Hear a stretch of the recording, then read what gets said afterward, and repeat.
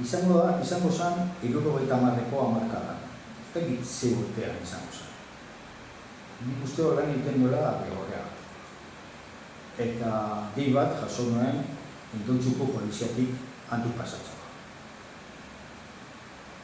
Baina zen, eta bueno, bialuzi batenan polizia baten gana, eta zan zidan, azkeneko fetxatan daukiela, bidatu nola kontrolatzen dute.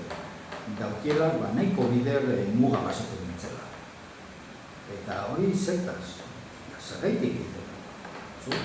Batzutan turismoa gaitik, beste batzutan, joan ginen, nire emazteren gurasoekin, turismo egiten arekin ere, zera zuten ezautzen, eta bestetan, ginen ere, l'ultimotan Paris ikustera. Bai, eta ikusi dozu, akabo, bukatu zen gara. Eta zerako pelikula da, eta zakize. Baina kontrola eramaten zuten. Bazekiten ni pasatzen nuela, matrikulak hartzen zituzten.